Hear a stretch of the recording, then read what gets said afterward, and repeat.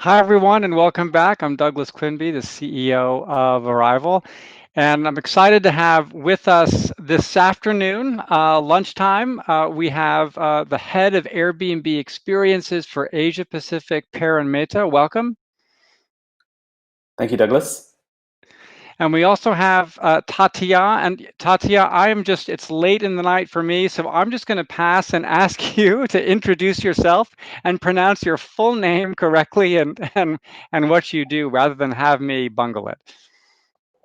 Hi, I'm Tatia Uttaratiyang. I'm a home and Airbnb experience host from Bangkok, Thailand. Thanks for having me.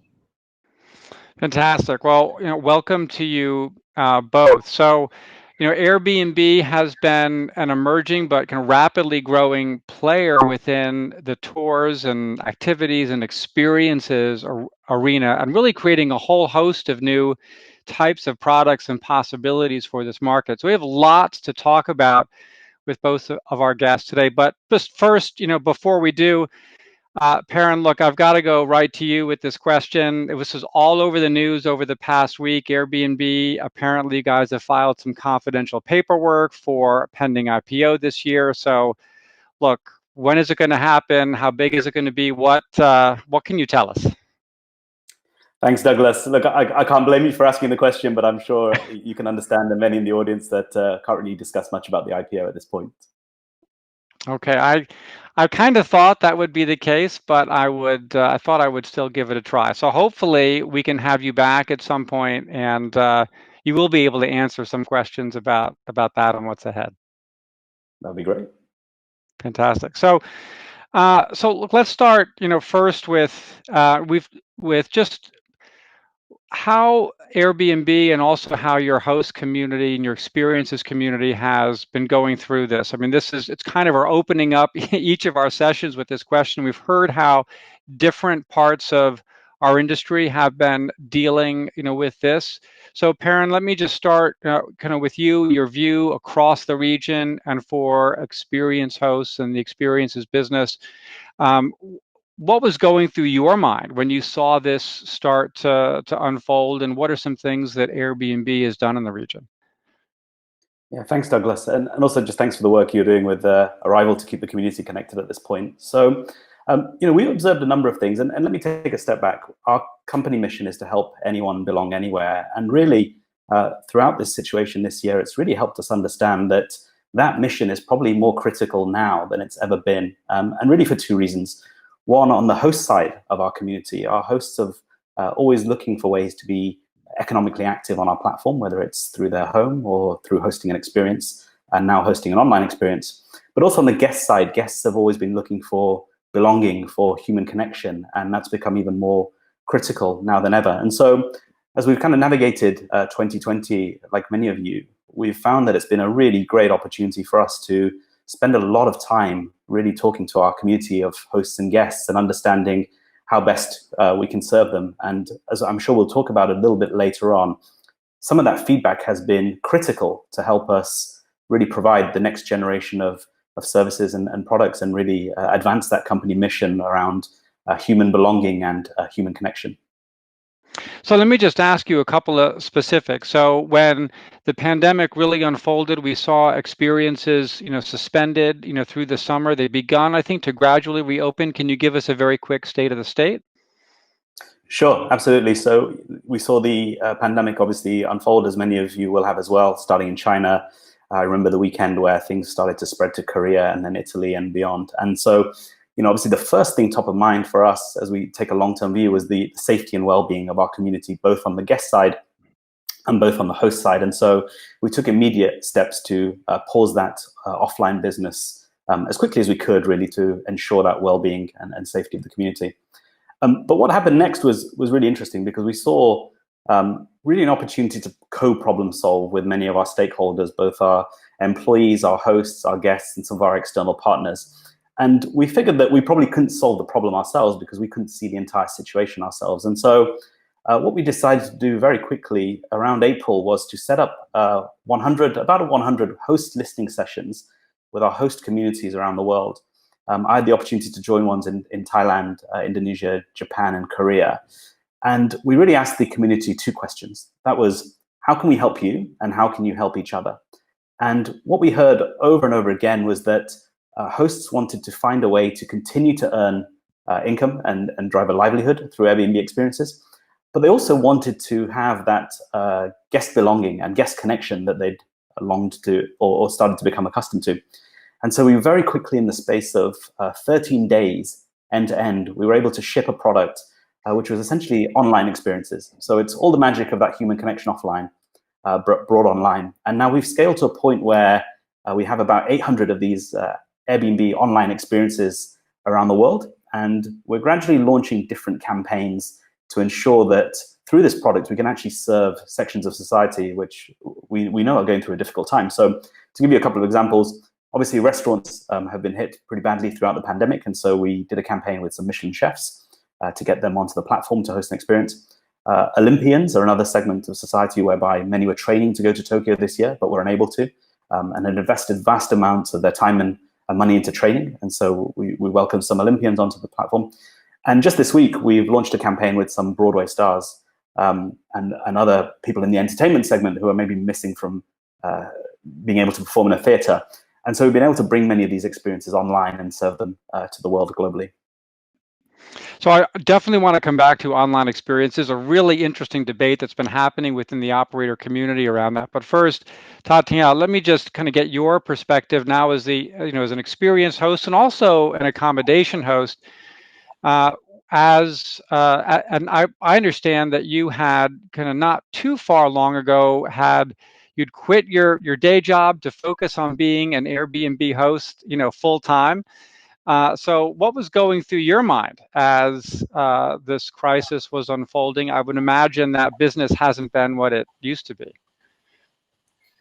Yeah, so I had worked for the Thai National Oil Company as a geologist for 15 years, and I started Airbnb home hosting in 2017, just renting out a guest bedroom in my 2-bedroom apartment. It was supposed to be a part-time job for fun, but then Airbnb started having the co-host system where I can also manage other people's property. And right now I have 37 listings, mostly in Bangkok. So, but that was still fine. I can still keep both jobs.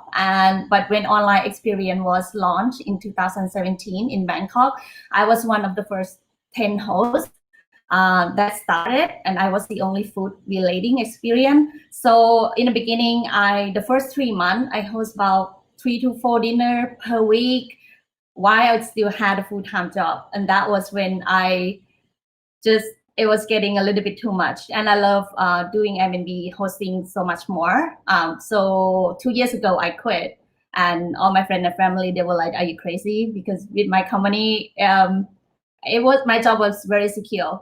Yeah, so all my friends, like one of my friends asked, like, what if something happened to Airbnb? What would you do? And I'm just like, yeah, when the time comes, I'll figure it out. And then COVID happened. So the first few months, like my income went downhill. But now with online experience, it's kind of, it's coming back big time. So no plans for going back into geology? That's my ultimate goal, is to never go back to be a geologist. Yeah. Okay, fair enough. Well, so Parin had just talked about online experiences. Now, there's been, I think, a lot of debate about whether or not online experiences and virtual tours, if this is really kind of a Band-Aid for the time being, or if there is some durability, if there's a real business there. So Tatiana, what's been your experience with online experiences? Has this helped? Do you think this is something you'll continue doing, and has it really helped you financially? I will definitely continue doing this. When I first thinking of joining, I was skeptical, like, because why would you pay someone to do cooking class while you can just go on YouTube and look up the recipe and just for free? But before I joined, I booked one of the online experience from the host in Mexico, and there was a lot of moment of the connection, the Airbnb experience kind of style that you would feel very personal and to get to know someone.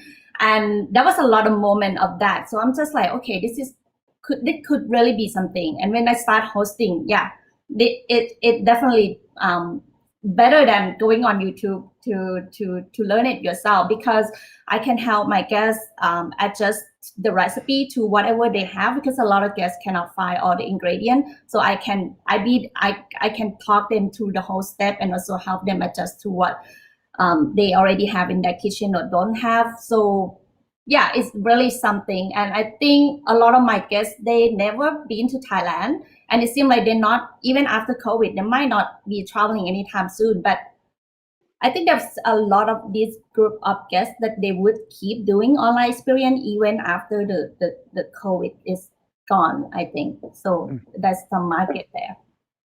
So, so Parin, let me ask you: is there a business there with online experiences, or is this kind of tiding you guys over? I think there's absolutely a long-term business there, and I don't think we would have started it unless we saw one. And really, I think the central point here is really around increased selection and optionality to our community. So, as Tatia just mentioned, on the guest side, there are going to be millions, tens of millions of people who might not ever get the opportunity to travel to a place, but they still get the opportunity to experience that culture with a local person. And so we see that being a really long-term opportunity. I think we'll also, as is often the case with new products, we'll start to discover actually new consumer segments that we hadn't even thought of before. So just to give you one specific example, we're finding that a lot of companies are using online experiences at the moment as a way of team building and to keep their remote teams connected at this time. And that's something we didn't really envisage before. So we'll start to see new use cases come out, certainly on the guest side. I think on the host side as well, I think it's increased optionality as well. Going to a physical space and meeting people can be quite time consuming. It's not an option that's available to everyone, but hosting an experience from your house on Zoom can be quite accessible. And so certainly for segments of society that don't have time at the moment, say maybe parents or other people who have other people to take care of, they're able to do an online experience and host that. So I think that's one interesting. The other thing is, I think seasonality is something that we all understand in the travel industry. And so there's going to be peak periods of footfall and periods where it's not so high. And so I think, again, online experiences gives hosts that other opportunity to still connect with guests and drive an income, even if it is out of the traditional tourism season in their market. So we have a question that's come in from one of our attendees. So this is Lauren Shannon, who is from Arigato, Japan. So a very well-known food tour operator in Japan, and she wants to know about how do you choose which operators or hosts that you'll accept on the platform. She said that they had applied to be an experience host and were declined and didn't get any feedback or kind of reason as to why. So you do work with some traditional tour operators that provide experiences. I know you do this in the US and also in Europe. But what's your approach? Like, how do you choose which operators or who becomes an experience host? Yeah, it's a wonderful question, and thanks for that, Lauren. The key thing for us is really around two things: quality and human connection. And so when we receive submissions from all around the world, and anyone can apply to become an experience host, we're really looking for three big things. One is the hospitality of the host. The other thing is some form of insider access, and then the third thing is some form of expertise. And so we tend to vet every single experience that comes in.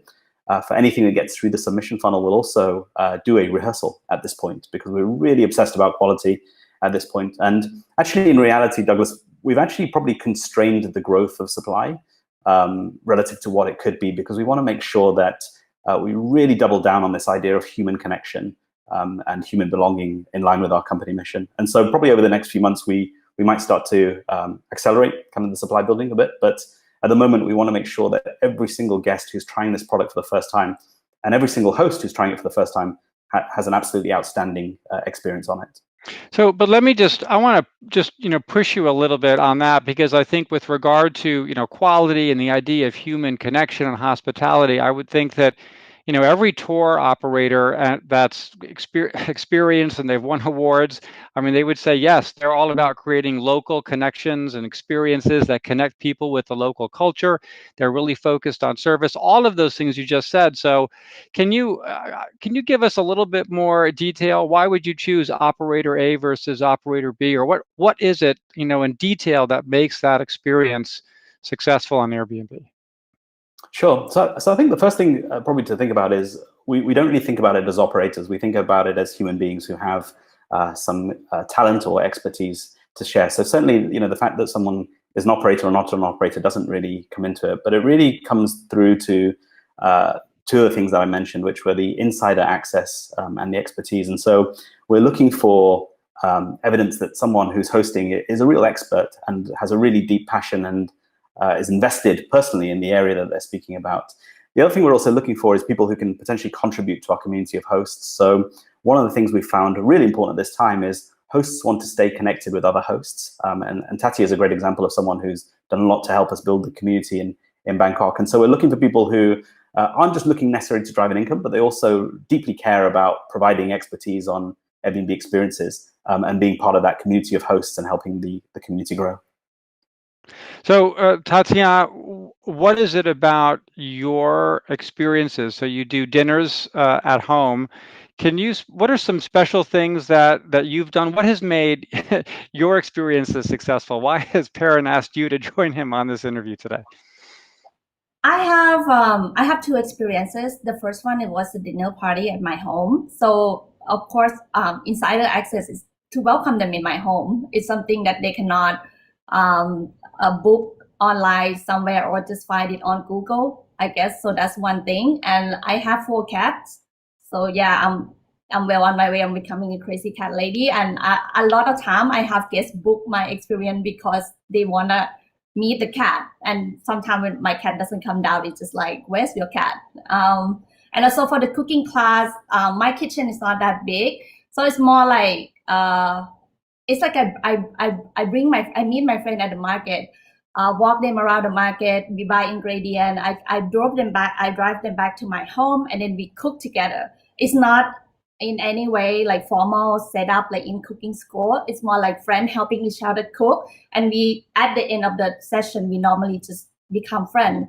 So that is something that I guess that what made it different. And also when I travel to the country, and if I know that some of my guests are there, I would look them up and I would, hey, I'm in town, would you like to meet? And often, yeah, I meet a few of my guests, like when I travel to their country. And one time I went to Copenhagen in 2018. One of the guests just like, no need to book the hotel, just come stay at my house. And I brought some Thai ingredient, and then I cook her Thai dinner. And then I stay with her for a few days. So that's, I guess that what different between Airbnb experience and some other tour. I guess you ended up getting a friend out of it. So, in this case, Tatiana, do you have a license, like as an experienced host, and to accept people into your home and to cook food for them? Do you have to have a license? Are you regulated in Bangkok and Thailand as a commercial provider of a dining experience? In Bangkok is more of if it's like a tour that you take them places, it's more like a sightseeing kind of tour. You need to have a license. But what I do is no, but I like, it's more of the tax purpose kind of part that I get that part covered. But for the food, and I don't need license for that. So, I mean, Parin, what about kind of from the Airbnb point of view? So, what's your kind of view on kind of regulation within the sector? Yeah, sure. So one of the things we do as part of the sign-up flow, and this also leads to some of the declines in submissions that we talked about, is we very clearly stipulate what the local regulations are, and so that hosts can kind of educate themselves and follow those as needed. So, but in the case of, I think if I am a traditional kind of tour operator in a particular destination, I'm thinking to myself, boy, And we know in some markets across Asia that tour operators are fairly, heavily regulated. They have to have different types of licenses and insurance. But in the case of Airbnb, an individual I can sign up and I can simply run kind of a walking tour, and I'm.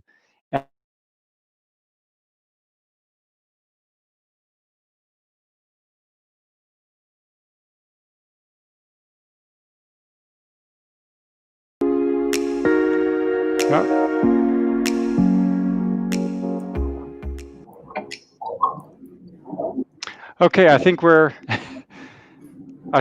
back. We got lost for just a second, but it's great to have you both back. So Parin, just a quick follow up on that, on that question around licensing. I mean, what would your response be to that, that operator that kind of invests in licensing and and insurance, and yet here Airbnb is facilitating individuals to come and in effect be competitors and tour operators without necessarily having to meet the same obligations. I think this is something Airbnb has encountered before in the accommodation business, and it has begun to come up within the experience business as well.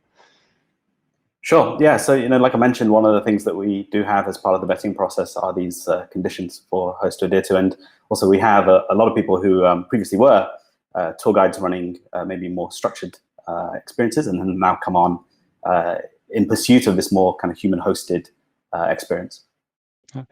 So, one of the big questions that's also come up around kind of the future of kind of Airbnb and experiences is what's next. So the idea of the experience has always been around that connecting with that individual host, but we also know that just as travelers travelers who stay in Airbnbs, they will also like to go to Disneyland, and they'll want to go to see Gardens by the Bay and go up to the Peak Tram in Hong Kong. So at some point, you'd want to be able to serve those travelers, those guests in Airbnb, and sell those tickets and services. Airbnb has made an investment in Tickets, which is an OTA, an online platform for selling attraction tickets. What can you tell us a bit? Where is the future of the experiences product headed? Sure. I think for us, everything goes back really to that company mission around helping anyone belong anywhere, and really that idea of human connection. And so I think for now, we are very much focused on anything that involves a human-to-human interaction. And I'll give you a couple of specific examples where we're really focused for the rest of the year. On the experiences side, obviously, because a lot of people are unable to travel at this time, we're really investing in the online experiences business. And as Tatia mentioned, that's given a good opportunity for some hosts to replace some of the activity that they were doing on the offline product. But more broadly, and this is really where Airbnb has a really interesting position, just this idea of really understanding what consumers want. And so one thing we've seen is that consumers are looking for short, nearby trips. They want to get in the car, travel domestically, get to a place where they can ensure the safety of the accommodation and spend time with the people they know they love. And they're also looking for an experience. So increasingly, we see an opportunity around domestic travel and people going to a location, staying in an Airbnb home, and then taking some Airbnb experiences while they're there. Tatiana, do you see that as something that you'll be pursuing? Are you seeing interest from Thais? Could they be customers of yours? For domestic, from Thai, probably not so much for mine, because mine is cooking. And I mean, a lot of Thai, they would already either know how to cook, or they have their mom or their family that can teach them already. So for me personally, it would be more like the expat who live here that I can get a booking domestically. Yeah. Great. Well, we've come to the end of our session. Parin, I'll give you just one kind of final quick question. An operator that would like to work with Airbnb today, but they've applied or haven't been accepted, should they apply again? And one piece of advice for them? Yes, please keep applying. As one of the things I mentioned, really trying to keep this quality bar very, very high, and really focus on this idea of human connection. And so, one of the things I think we're all learning is consumer behavior is just evolving through COVID. And so something that we might believe to be true 1 month ago may no longer be true in the future. And so I think there's a really great opportunity for operators if they can really figure out the human connection piece to come back online and really think about categories that serve customers really well. So just to give you one specific example, we're seeing a big uptick in domestic China travel around food experiences, similar to the kind of thing Tati is hosting, but within China. And so that's one immediate opportunity that people might want to look at. Fantastic. Well, Tatiana, Parin, thank you so much for joining us this afternoon and sharing a bit about Airbnb experiences and where it's headed. Thank you very much.